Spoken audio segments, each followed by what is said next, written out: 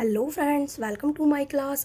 तो आज हम कॉस्ट अकाउंटिंग का एक बहुत इंपॉर्टेंट टॉपिक स्टार्ट कर रहे हैं जो मटेरियल से रिलेटेड है, जिसका नेम है FIFO method. FIFO method means first in first out.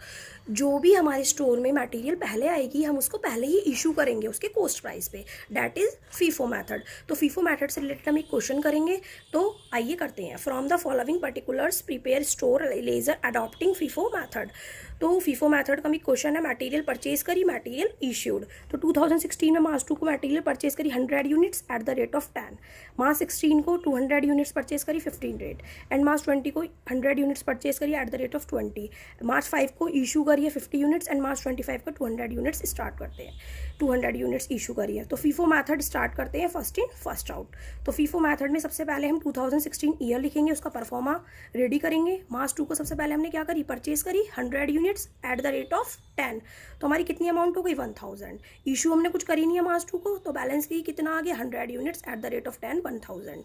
फिर हमने मार्च 2 के बाद मार्च 5, हम अकॉर्डिंग टू डेट 2 के बाद क्या आएगा, मार्च 2 के बाद मार्च 5।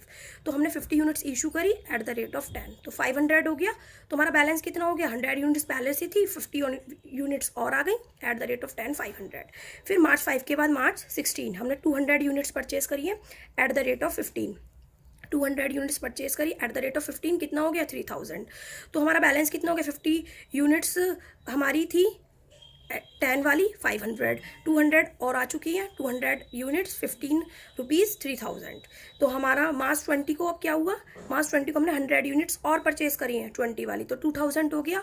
तो हमारा बैलेंस कितना हो गया, 50 यूनिट्स पहले से थी एट द रेट ऑफ 10 वाली, 200 भी थी हमारी पहले से, 100 यूनिट्स और आ गई है 20 वाली। तो हमारा ये हो चुका है बैलेंस। तो अब हमने मार्च 25 को इशू करी है 200 यूनिट्स। तो 200 यूनिट्स हम ये नहीं है कि ये वाली कर देंगे, क्योंकि फीफो मेथड है। फीफो मेथड का मतलब क्या होता है, फर्स्ट इन फर्स्ट आउट। जो स्टोर में हमारे पहले है मटेरियल हम उसको पहले इशू करेंगे। तो हम 50 यूनिट्स इसमें से लेंगे एट द रेट ऑफ 10 वाली, 500 यूनिट्स। अब हमारी कितनी रिमेनिंग हो गई, 200 यूनिट्स में से 50 हमने इशू कर दी, 150 बची, तो 150 हम इसमें से लेंगे। तो 150 units at the rate of 15 amount आ गई। तो हमारी कितनी रिमेनिंग रह गई, 250 तो पूरी की पूरी हमारी इशू हो चुकी है। 200 यूनिट्स में से 150 हमने ले चुकी है, तो 50 यूनिट्स बची eight the rate of 15, 750। And इसी प्रकार हमारी 100 यूनिट्स पूरी की पूरी बची हुई है 2000।